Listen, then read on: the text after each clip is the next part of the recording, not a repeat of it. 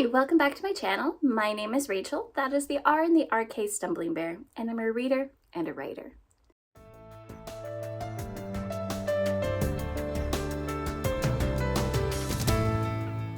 And today I'm back to do the book tag My K-Pop Demon Hunter.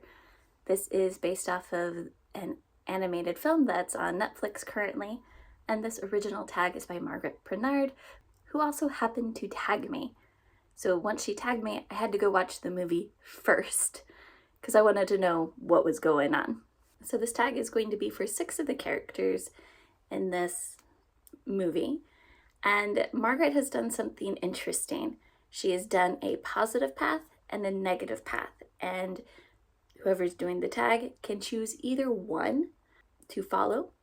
And how I approach this is I went to my read list on Goodreads. It's currently set up showing the most recent published onwards. And so I just started going through that and I looked for a book that fit one of the prompts. So that's how I chose whether I went positive or negative, is I just found a book that fit one of them and we went from there.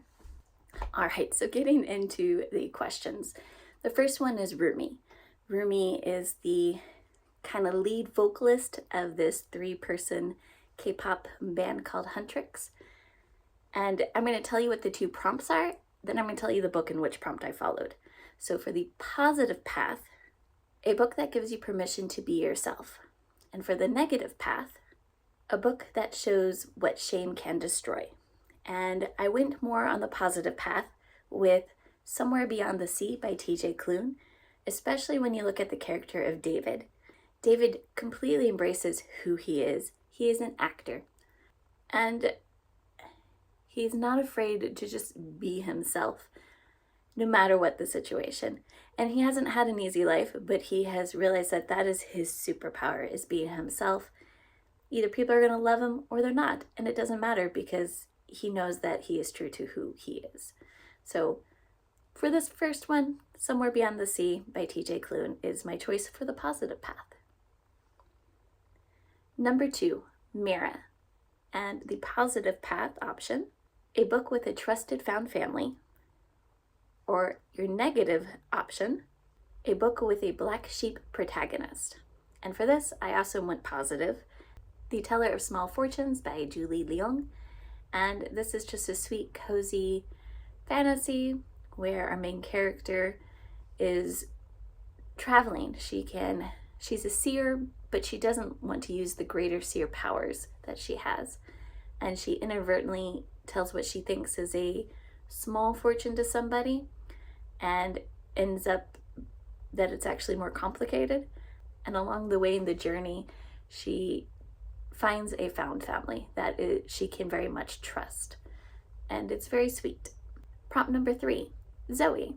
And the positive path is a book with a character who learns that their too much is perfect as is. And for a negative path, a book where the main character has to mediate between 2 worlds, e.g. is intersectional. And again, I went positive path on this one with Ocean's Gadori by Elaine Cho. In this, Ocean is not a very easy person, and that's even how she sees herself. Yet you get to see many characters around her that rally to her and like her for who she is. They don't care that she's not necessarily easy to like or that she can seem cold and aloof. She's true to herself and they are attracted to that. So I have Ocean's Gadori. Prompt 4, Jinu. And the positive path is a book that encourages self-forgiveness. And the negative path shows someone miserable who wants to bring everyone else to their level. And I ended up going the positive path with this one, using Rising Strong by Brené Brown. And this is actually a nonfiction, but it really talks about taking the power to rise from things that you have done or have perceived. And so I very much think that this is about self-forgiveness, because sometimes you need to forgive yourself in order to rise. Prompt 5 is Celine, and the positive path is a book that demonstrates that there are times when you need to shut up And the negative path is shows history repeating.